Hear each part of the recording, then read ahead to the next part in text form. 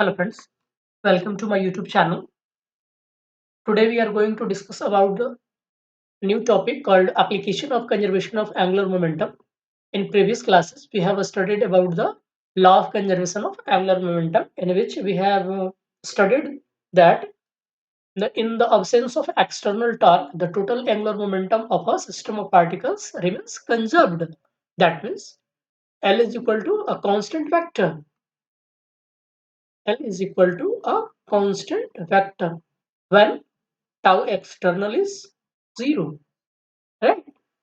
तो अब हम इस चीज का इस्तेमाल देखेंगे। तो इस मैंने बताया था पिछले वीडियो में कि इसी चीज का इस्तेमाल करके केपलर ने प्लैनेटरी लॉ ऑफ मोशंस दिया था। हम लोग इसका इस्तेमाल second law of Kepler second law of planetary motion, हम लोग इसका इस्तेमाल करके केपलर का जो सेकेंड लॉ था, केपलर सेकेंड लॉ, उसको हम डेराइव करेंगे कि कैसे जब एंगुलर मोमेंटम कंजर्व रहता है तो हम केपलर्स लॉ डेराइव करते हैं, राइट। चलिए, तो आइए हम इसको डेराइव करते हैं। तो सपोज करिए कि ये सन है आपका, ये सन है, और चूंकि इलिप्टिकल ऑर्बिट में जो प्लेनेट होते हैं वो चक्कर लगाते हैं, और सन जो होता है उस इलिप्टिक ऑर्बिट के एक फोकस पर होता है दोस्तों, बीच में नहीं होता सन।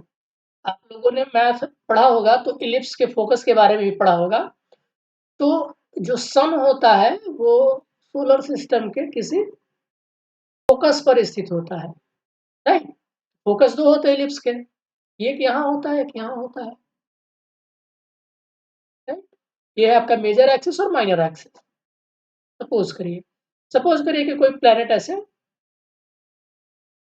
रिवॉल्व कर रहा है, ये है आपका सन के चारों, राइट। अब यहां से इसका डिस्टेंस, तो सन की तरफ अपनी फोर्स लगाया, कुछ एक्सटर्नल फोर्स लग रहा होगा, ठीक है दोस्तों। तो फोर्स लग रहा है तो कुछ, चूंकि ये बॉडी रोटेट हो रहा है, रिवॉल्व हो रहा है सन के चारों ओर, तो कुछ ना कुछ टॉर्क डेवलप्ड होगा।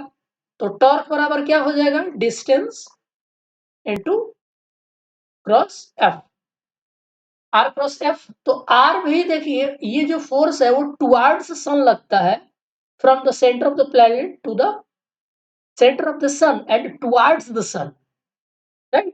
मतलब आर जो डिस्टेंस है उसका भी डायरेक्शन क्या है, सन की तरफ। एफ जो फोर्स है उसका भी डायरेक्शन फोर्स की तरफ है। देख रहे हैं आर का भी डायरेक्शन और एफ का डायरेक्शन, दोनों का डायरेक्शन किस तरफ है, टुवर्ड्स द सन। और हम लोग जानते हैं कि दो वेक्टर जिसका डायरेक्शन सेम हो, अगर उनका आप क्रॉस प्रोडक्ट लेंगे तो वो आता है 0, क्योंकि उनके बीच का एंगल 0 हो जाता है, ठीक है ना दोस्तों। तो टॉर्क जो डेवलप्ड होगा प्लैनेट में वो कितना होगा, tau is equal to R cross F. और चूंकि जो फोर्स और डिस्टेंस है दोनों टुवर्ड्स द सन है, the force on the planet act always along the line joining the center of the planet and the sun and directed towards the sun. As a result, R and F parallel vectors and consequently R cross F and 0 हो जाएगा। इसका मतलब tau 0 हो जाएगा, right. अब हम लोगों ने पढ़ा है कि टाउ बराबर क्या होता है, जो टॉर्क होता है वो time rate of change of angular momentum के बराबर होता है दोस्तों। यानी कि tau is equal to DL upon dt होता है। टाउ इज इक्वल टू क्या होता है, डीएल अपॉन dt। अगर टाउ 0 है इसका मतलब डीएल अपॉन dt 0 है। इसका मतलब ये है कि time rate of change of angular momentum 0 है। इसका मतलब है कि L क्या हो गया, एक कांस्टेंट वेक्टर हो गया कि नहीं हो गया, it is a constant vector.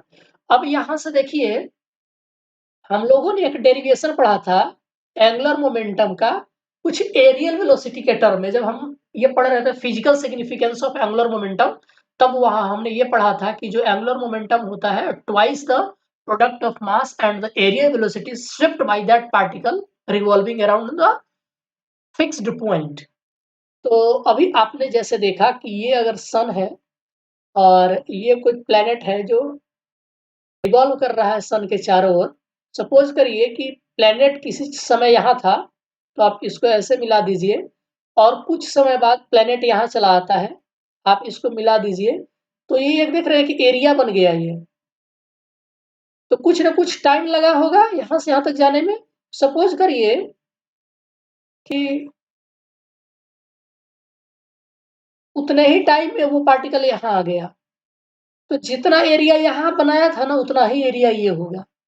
यही कहता है हमारा Kepler's law of second Kepler's law of planetary motion, ये कहता है।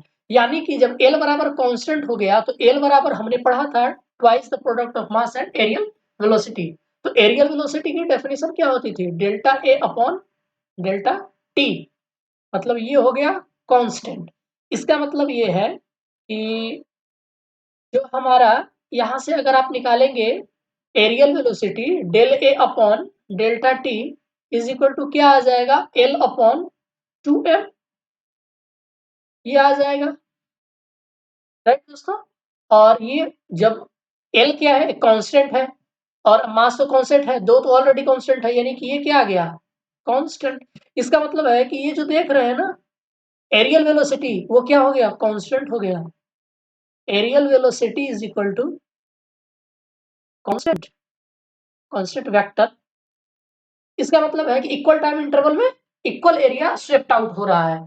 तो यही कहता है second Kepler's law of planetary motion. Kepler ने इसे 1602 ईस्वी में दिया था।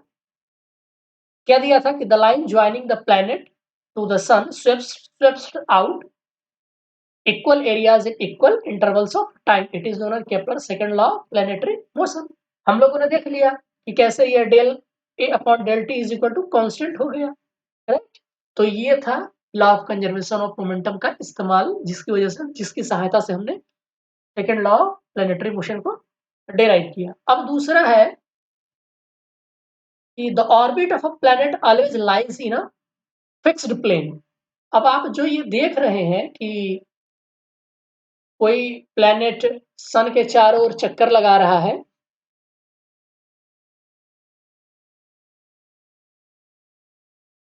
ना? कोई प्लैनेट सन के चारों ओर चक्कर लगा रहा है, तो चक्कर लगा, इसका एक प्लेन है, राइट। मतलब अगर आप इस पूरे ऑर्बिट को रखना चाहें तो एक प्लेन में आप रख सकते हैं ऑर्बिट को, ऐसे इसी प्लेन में ये चक्कर लगाता रहता है। ऐसा नहीं है कि पता चला कि ये ऐसे चक्कर लगाना शुरू कर देगा या ऐसे चक्कर लगाना शुरू कर देगा, नहीं, ये हमेशा इसी प्लेन में रहता है। ऐसा क्यों? तो आइए इस बात को हम समझते हैं। फिक्स्ड प्लेन में ही क्यों वो चक्कर लगाते रहते हैं। अभी हमने पढ़ा लॉ ऑफ कंजर्वेशन मोमेंटम से, एंगुलर मोमेंटम से, कि एंगुलर मोमेंटम कांस्टेंट होता है। एल बराबर क्या होता है? आर क्रॉस पी, जो मेरा प्रॉपर डेफिनेशन था। पी बराबर क्या होता है? एम वी है। अब एल का जो डायरेक्शन होता है वो दोस्तों, अगर सपोज करिए कि इस प्लेन में है, आर और वी भी तो इसी प्लेन में होंगे ना, और एल का डायरेक्शन इस प्लेन के परपेंडिकुलर होता है, क्योंकि हम जानते हैं कि क्रॉस प्रोडक्ट अगर दो वेक्टर के निकालेंगे तो उसका डायरेक्शन उस प्लेन के नॉर्मल की तरफ होता है। यानी कि इस प्लेन का जो नॉर्मल होगा, इस प्लेन का जो नॉर्मल होगा, सपोज करिए ये है आपका v, ये है आपका r, तो इस प्लेन का नॉर्मल वेक्टर l होगा, ठीक है। तो ये नॉर्मल कब रहेगा कांस्टेंट या अनचेंज्ड कब रहेगा? ध्यान देने वाली बात थोड़ा समझिएगा कि इस प्लेन, कोई किसी भी प्लेन का, सपोज करिए कि आपके पास बुक हो, उस बुक के ऊपर आप पेन को 90 डिग्री पर रखिए। ये पेन जो होगा वो 90 डिग्री के ऊपर कब तक रहेगा? जब तक आप, जो आपका बुक है वो बिल्कुल हिलेगा डुलेगा नहीं, मतलब वो फिक्स रहेगा, राइट। तो अगर ये r और v कांस्टेंट है तो भी l कांस्टेंट रहेगा। यानी कि since the l is perpendicular to the plane containing the vector r and lv, the direction of angular momentum vector will remain unchanged only if the plane containing the vectors r and v remains fixed, अर्थात the orbit of the planet remains in fixed plane। इसका मतलब ये है कि अगर जब तक इस प्लेन में, जब तक ये रिवॉल्व कर रहा है कर रहा है कर रहा है, तब तक इसका ऑर्बिट फिक्स रहेगा। लेकिन जैसे ही वो इस प्लेन को छोड़ देगा ना, इसकी ऑर्बिट भी चेंज हो जाएगी, ठीक है ना दोस्तों। चलिए, यही हुआ था दोस्तों प्लूटो के साथ। विस्तार से नहीं बताने जा रहे हैं और ये भी एक कारण था कि प्लूटो को प्लैनेट की श्रेणी से हटाया गया क्योंकि वो अपना ऑर्बिट चेंज कर देता था। बाय द वे चलते हैं हम अगला एप्लीकेशन की तरफ। अगला एप्लीकेशन है variation of linear speed in a orbit. अभी हम पढ़ रहे हैं क्या कि एंगुलर मोमेंटम कंजर्व रहता है ना? क्या पढ़ रहे हैं हम लोग? एंगुलर मोमेंटम कंजर्व रहता है। अब यहाँ देखिए थोड़ा सा मिरेकल, नई चीज जानने के लिए मिलेगी आपको कि एल तो कांस्टेंट है, no doubt. Angular momentum is constant. Everybody agreed? That means L is constant. L is equal to R cross F, F is equal to mv, तो mvr यहां से हो गया। तो mvr is constant। अब ध्यान देने वाली बात ये है कि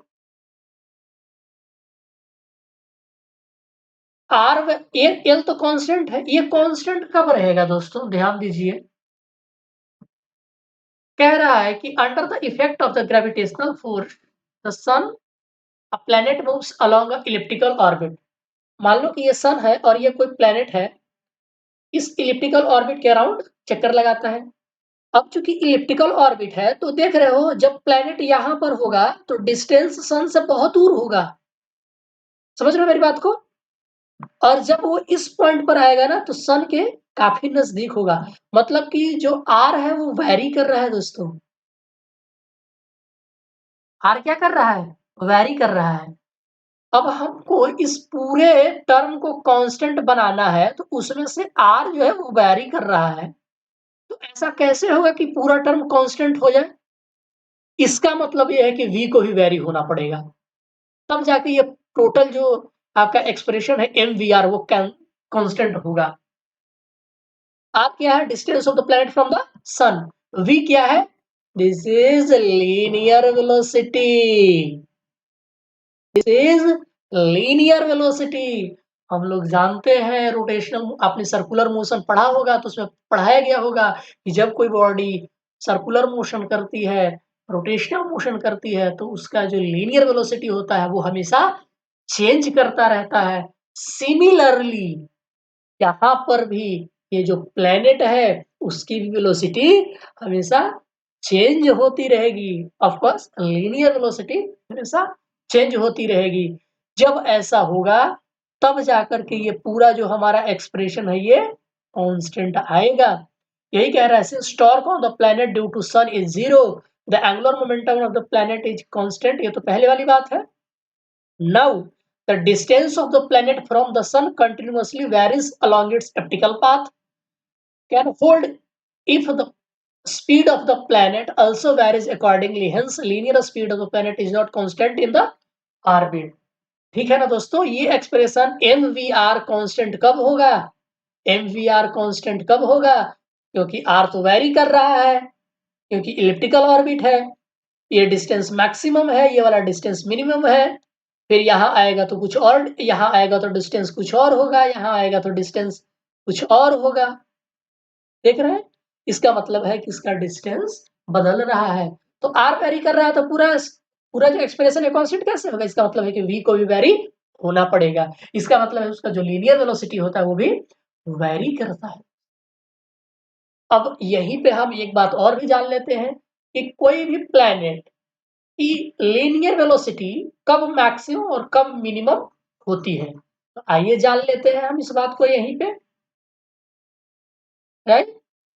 चलिए, तो सपोज करिए कि अगर प्लैनेट यहां पर है और उसका डिस्टेंस है आर मैक्सिमम, मैक्सिमम होगा यहां पर नो डाउट। तो जब मैक्सिमम डिस्टेंस पर होता है ना दोस्तों, तो इस सिचुएशन को कहा जाता है एपोजी। इसको एस्ट्रोनॉमिकल की भाषा में एपोजी कहते हैं।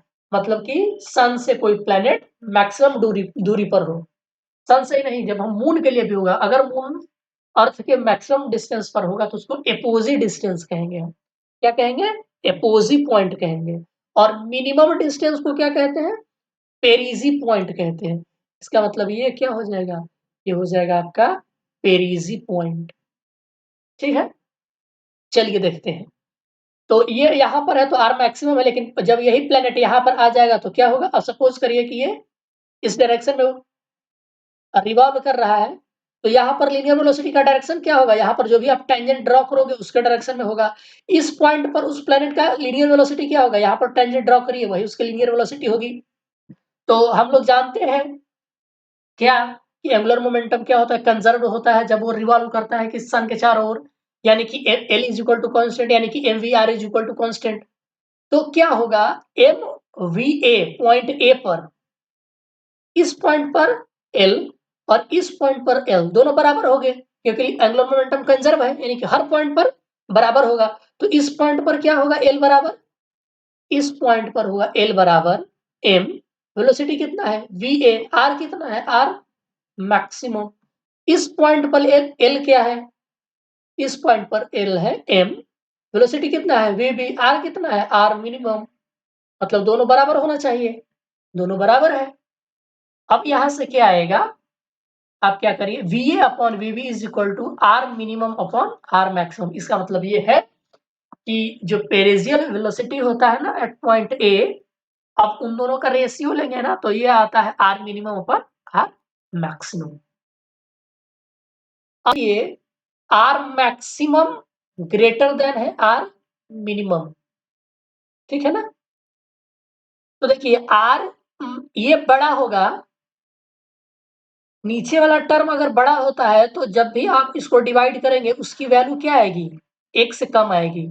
जब हम किसी नंबर में नीचे वाला नंबर बड़ा होता है और ऊपर वाला नंबर छोटा होता है, तो जो भी वैल्यू आती है वो 1 से छोटी होती है, राइट? यानी कि R maximum is greater than R minimum. तो यहाँ से क्या आ गया? VA upon VB is less than 1। इसका मतलब है कि VA is less than VB। इसका क्या मतलब हुआ? VA is less than, यानी कि velocity at point A is less than velocity at point B। यानी कि जब प्लैनेट सन से मैक्सिमम डिस्टेंस पर रहे तो उसकी वेलोसिटी कम होती है रिलेटिव टू द उस पॉइंट पर जहां पर सन से उसका डिस्टेंस कम है, मिनिमम है। यानी कि जितना नजदीक सन के रहेगा वेलोसिटी उतनी तेज होगी। सन के नजदीक जितना दूर जाएगा वो, मतलब जैसे जैसे जाएगा इसकी स्पीड बढ़ती जाएगी, लेकिन जैसे जैसे इधर आएगा उसकी स्पीड, क्षमा कीजिएगा, जब जैसे जैसे ये सन से दूर जाएगा स्पीड घटेगी, लेकिन जैसे जैसे सन के नजदीक आएगा इसकी स्पीड बढ़ेगी, राइट? ये एक्सप्रेशन हमें ये बता रहा है।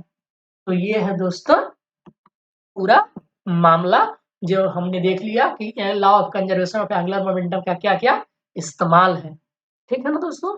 तो आज की वीडियो के लिए बस इतना ही, और मुझे लगता है कि हमारा चैप्टर यहाँ पर खत्म हो चुका है। अगर आपको लगता है कि हमने कोई चीज छोड़ दिया है तो प्लीज हमें कमेंट करके बताएं, और अगले वीडियो में हो सकता है मैं कुछ क्वेश्चंस वगैरह कराऊँ आप लोगों को। तो अगर आपने इससे पहले वाले वीडियोस नहीं देखा है तो प्लीज जाइए और वीडियो देखिए, और हमें बताइए अपना अनुभव कि आपको ये वीडियो कैसे लग रहे हैं। वीडियो देखने के लिए आप सबका बहुत बहुत शुक्रिया, धन्यवाद। मिलते हैं नेक्स्ट वीडियो में, तब तक के लिए शुक्रिया।